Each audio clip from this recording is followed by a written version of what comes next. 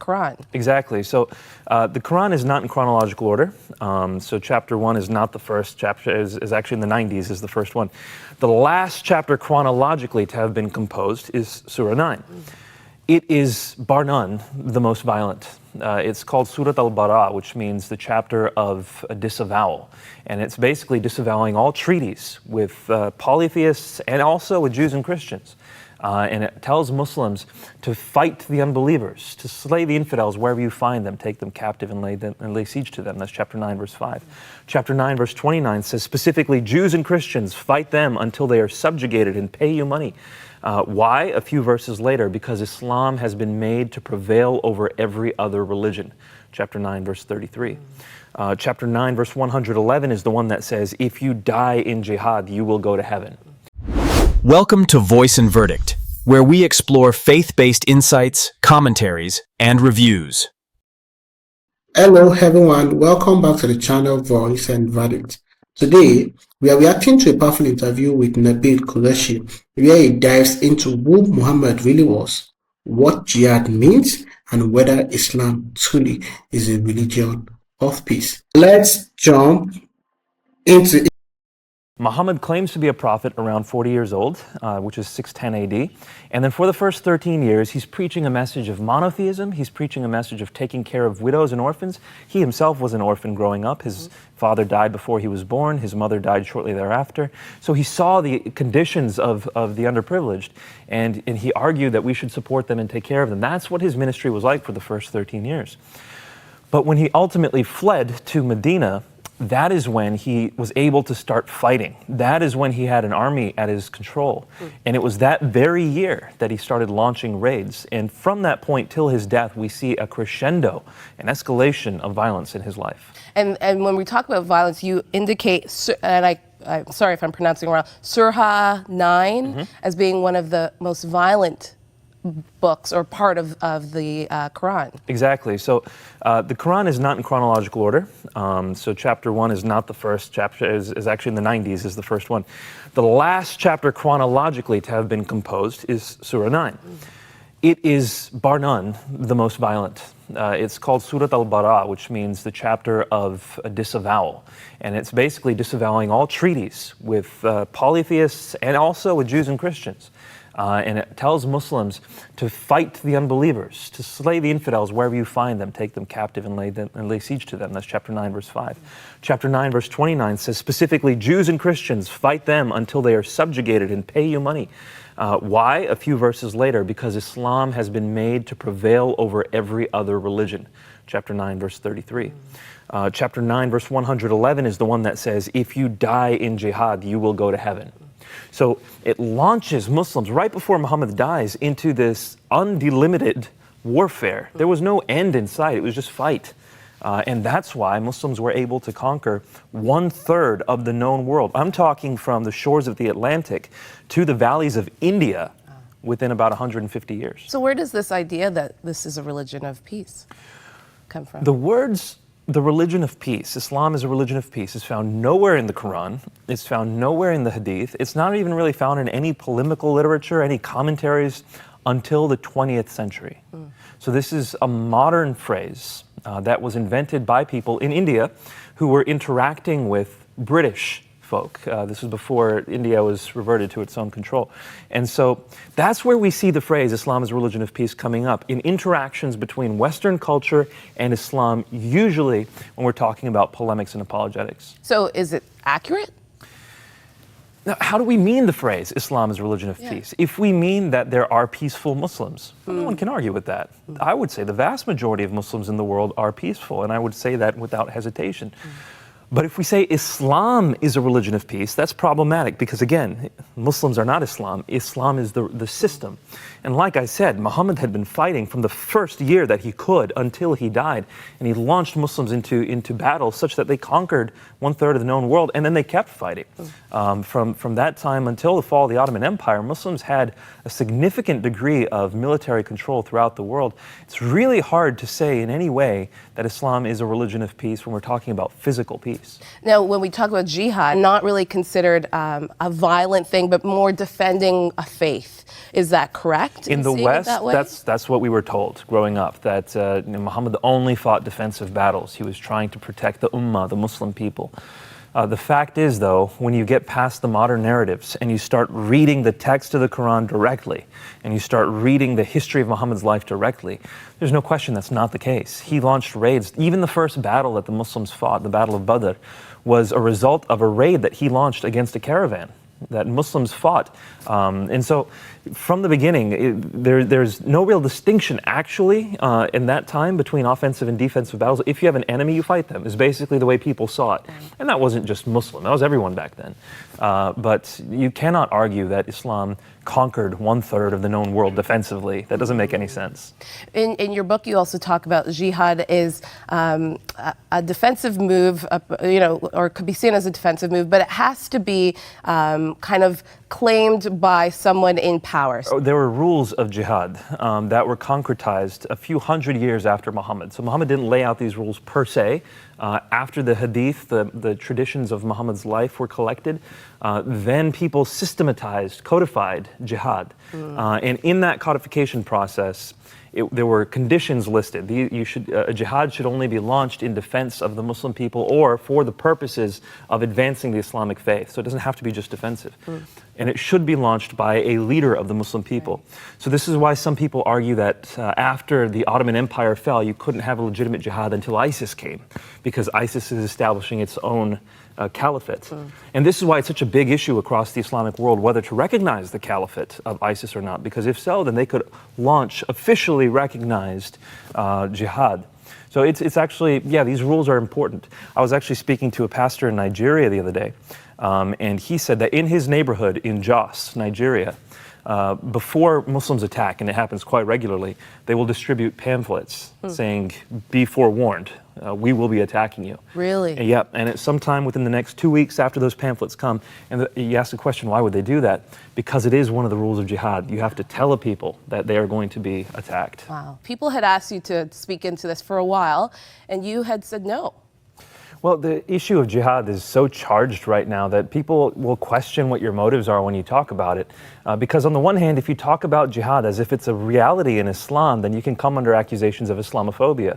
Whereas if we don't talk about it at all, we're leaving our borders open or perhaps policies defenseless to what could be future attacks. So it's a very difficult issue to deal with, and I wanted to stay hands off. So why did you decide to delve in? Because after the attacks in Paris, all of a sudden the tension just rose. I was in England at the time. It reminded me very much of the 7/7 bombings. And then shortly after that... 7/7 bombings in England, right. And then shortly after that, San Bernardino happened, and I was back in the States at that time for Thanksgiving. And then it felt even worse than it felt right after 9/11, where people were just angry and confused. They had just forgiven people after the Paris attacks, and they didn't know how to handle the situation. And so what I didn't hear in this very charged political climate in the United States was something that was both charitable and also truthful. I heard one or the other, but not both. And so I felt like a voice needed to speak up, and that's why I wrote the book. This is an objective look at Islam, basically. As objective as I can be. I was trying not to import my Christian perspective so that it could be useful to people at large. The fact is, when you're looking at Islam's origins, you have texts. You can just read it, and you don't have to put too much of your lens on top of that. How did you become a Christian? You came, as I said, from a devout family. Your mother wears a burqa as well as your sister. So that's an example of how devout your family was. A long line of missionaries, and you become a Christian. And this is exactly why I feel like this is such an important time for us to engage this issue, because for me, a large part of the search happened starting in September 11th. See, it was kind of like a tectonic shift, like an earthquake, not in our world, but in the Islamic world as well. It was, especially in my world, because growing up, I had been taught that Islam was a religion of peace. I didn't use that phrase as if it were a propaganda or a lie. That's what I was taught as a Muslim, and therefore I truly believed it. And that's why when I hear Muslims say today Islam's a religion of peace, I don't accuse them of lying. But after September 11th happened, people wanted answers. How do you explain what these people did? Clearly they did it in the name of Allah. What about all the other incidents? If it were a one-off thing, maybe that could just be, them. But tons of people are doing this around the Muslim world. So how do you explain it? And it was through investigating their perspective. Those terrorists, they don't say, they don't do it silently. They tell you why they do it. And going back to the history of Islam, looking at the Quran, looking at Muhammad's life to say, what do these texts actually teach? And it was in the course of investigating my faith objectively as possible, that I encountered a violent reality of Islam. Muslims are adherents of Islam, and Islam is the worldview of Muslims, but they are not the same. And you state that Muslims don't believe all the same things. Explain that. Well, Islam is a religion, it's a system, it's a political, socio-religious, legal system. Muslims are people. And if we want to understand this, we can think about, for example, Christianity. You've got billions of Christians around the world, but they don't all believe the same thing.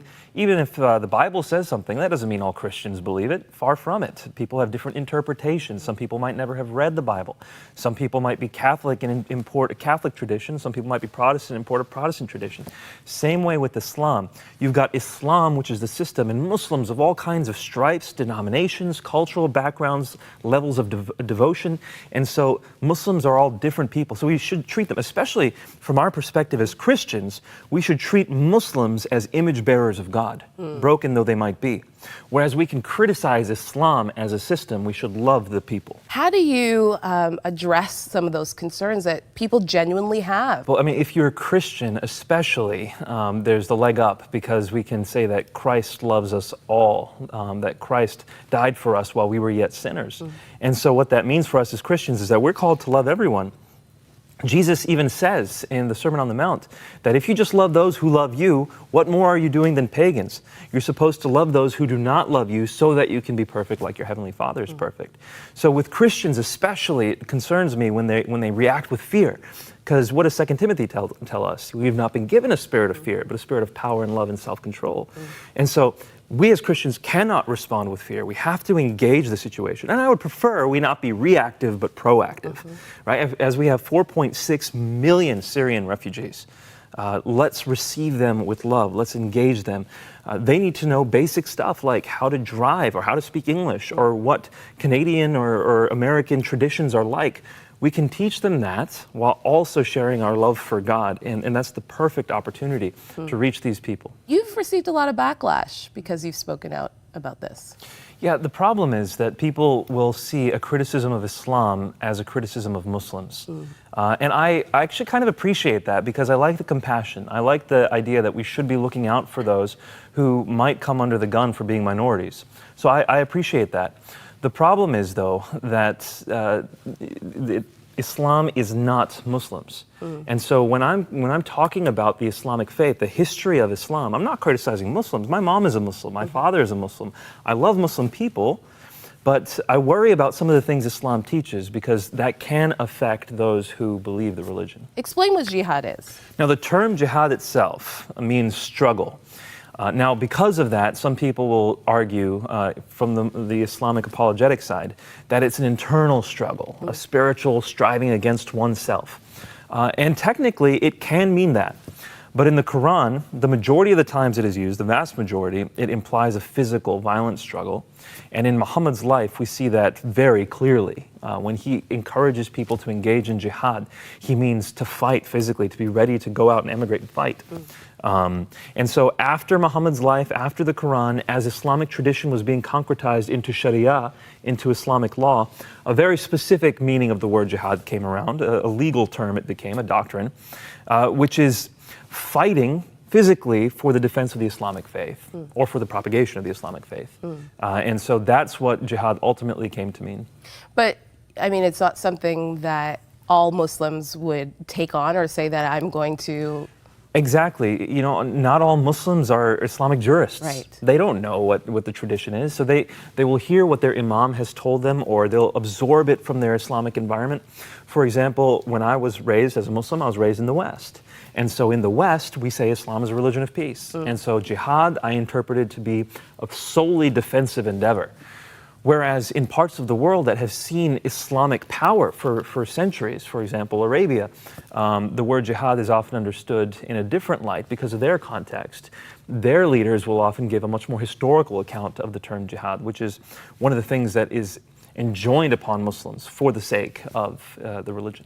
Explain what Sharia law is, because that's another buzzword that we hear a lot as well. So Sharia, specifically in Arabic, means the way or the way to water. And imagine in the desert what that means. This is how you're supposed to live. This is how you'll receive life from God.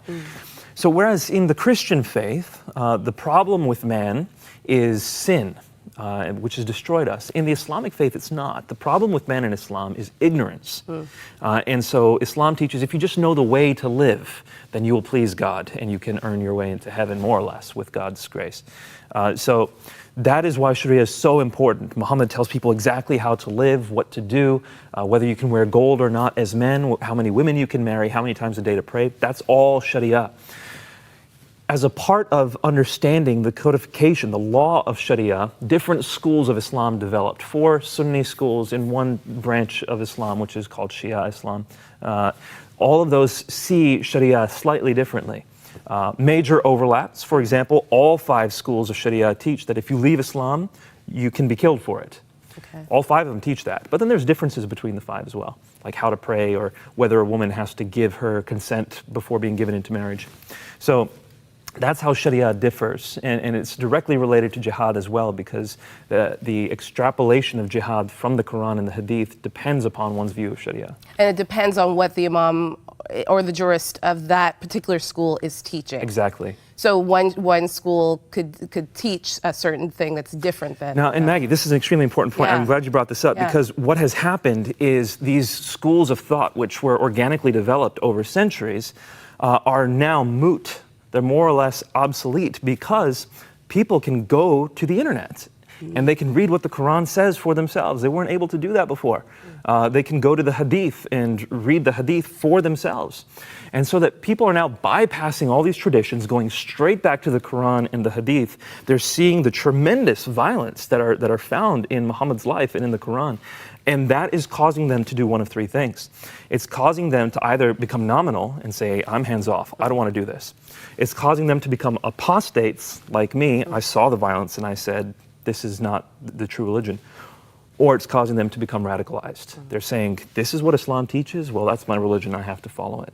And that's why we're seeing this upsurge, not just in radicalization, certainly we are, but also in people leaving Islam and in people becoming nominal. You say in the book, too, that you would encourage a reimagination of Islam. Explain that. Yeah, so when we use the term reformation, we assume that means making something peaceful. Yeah. Whereas in reality, the term reform is implying to go back to the origins and to reform around that. And so whereas in Christianity, when we reformed, it meant going to Jesus' teachings and seeing that he taught a religion of peace. Jesus did. When people reform Islam, it's going back to the origins of the Islamic faith and saying, wait a minute, it's tremendously violent. So the Muslim Brotherhood, established in 1928, their primary goal when it was established was to follow the Hadith and the Quran. And look what happened. Offshoots of the Muslim Brotherhood are Boko Haram, ISIS, Al-Qaeda. This is the Islamic Reformation, the violent jihad that we see. The only way to fix this within the Islamic framework, and I'm not sure this is possible, but it would be to reimagine Islam, which some people are trying to do. They're called progressive Muslims. But I'm not sure that will work because Islam has always been defined by the Quran and Muhammad's life, and it teaches what it teaches. How do we as Christians reach out to our Muslim neighbors and love them and understand them? Yeah, I think the first thing to do would be to stop seeing them as other. Yeah. That's primarily how we make enemies out of people, is we put them in some box and we say, that's not us. The fact is we were all sinners before Christ saved us. And that ought to be, if we're Christian, the primary lens through which we see people is through the Christian lens. And so it doesn't matter who we are, Muslim, Jewish, agnostic, atheist, doesn't matter what you've done. Everyone needs Christ. And so get to know them as a person. What is their family life like? What are they wrestling with, struggling with? How can Christ help them? I'm a firm believer that the gospel helps everyone. So we take a look at the gospel, we say, how could the gospel help my Muslim neighbor?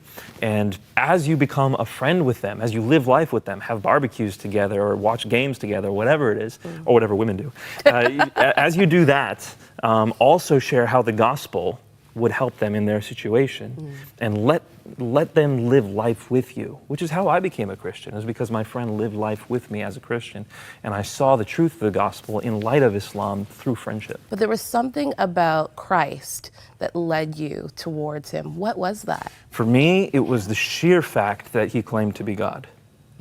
In the Islamic faith, that's strictly denied. Surah Al-Ma'idah, chapter 5 of the Quran, verse 72 says, if you believe Jesus is God, you will go to hell. And I started studying Jesus' life, and I started seeing what he did and how he lived his life. There's no question, there's a stark contrast between Jesus and Muhammad. And Jesus never carries a sword. Not even once in Scripture does he carry a sword.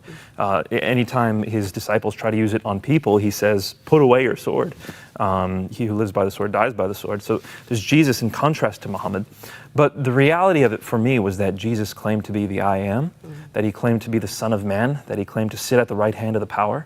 And we see all three of those in one verse, Mark 14:62. It's powerful that God became man, how much God loves us, that he is our Father. Islam denies that God is our Father. And so it was through this that I began to realize Jesus claimed to be God. He proved it by rising from the dead. I have to be a Christian. How do we as Christians battle this and love our neighbors instead of fearing them? I think that's a very critical distinction that we as Christians have to make. Are we primarily concerned with our own interests or with following Jesus?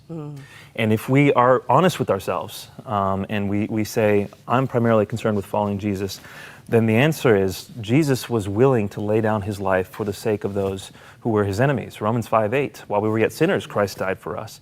And so we shouldn't be worried about trying to preserve our own lives. Now, does that mean we should just let dangerous people into the country? No, because there are innocents here that we want to protect as well. But we shouldn't be afraid for our own lives. We should be seeing our lives as tools to reach people. And this is the perfect opportunity to reach people for the gospel. I'm not saying that the refugee crisis is a good thing, but God is able to use all things for the good of those who love him. And so in this time, we can receive people, we can love them, we can share Christ with people who would never have otherwise heard of him. And I think that's how we as Christians should be seeing this. I would love for you to speak into the camera to somebody who might be a Muslim that's watching this, has seen your name and thought, I need to stop and listen to what this guy's saying. What would you say to them? My encouragement to you would be to not see Islam versus Christianity as a battle of people, like us versus you.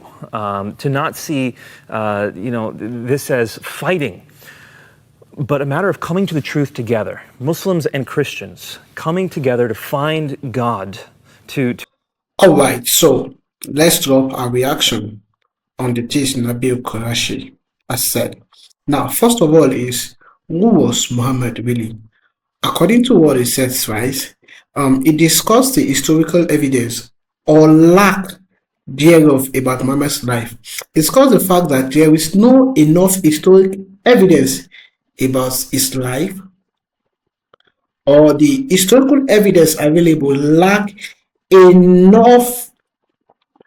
There is no enough. There is no enough points that we can deduct from the historical evidence that we have about his life. Now, you see, the thing is, it challenges the traditional narrative by noting that early Islamic records on Muhammad's life are sparse, so they are not much, they are scarce, and sometimes contradictory. So that means sometimes you have these things, and then it's like there is a part of the history that says this, and this other part is also saying the same thing, but basically what they are saying are different. And then basically now, what this means is that the fact that we have this sparsity and contradictory words in between the historical evidence available, now it means that we can now question the source where this evidence were gotten from. So how were this evidence gotten from? Who wrote these things? and how true. The second one is, what does jihad means? Now, it clarifies the meaning and usage of jihad historically. It's right there. Jihad can mean struggles or warfare. In between, inner struggle, warfare. But Nabil, I liked how it's been misused in modern narratives. So we see why we are having the issues where some Muslims believe in it, some doesn't really believe in it. Some people follow what the recent meaning of its recent meaning, and what it is not, right? And then the third one is Islam really a religion of peace? Now, I like his balanced approach, right? It doesn't paint all Muslims with one brush. Now, he emphasized that while teachings vary, we must understand both theology and history to make sense of Islam's principle around peace. But the truth is, we have seen a few number of them who truly are they truly are, they make us to see what Islam is, right? They made us believe it is a religion of peace because they are very peaceful, and we've seen the ones who are not. So I this particular interview is really impactful, right? Nabeel Qureshi's insight on Muhammad, jihad, and peace in Islam is really impactful. Now, whether you agree or disagree, these are vital conversations for context and truth, right? So, if this helped you think clearly, I'd like you to drop a comment, hit the like button, and subscribe for more thoughtful Christian reactions. Until next time, stay curious, stay grounded, and keep seeking truth, voice, and verdict.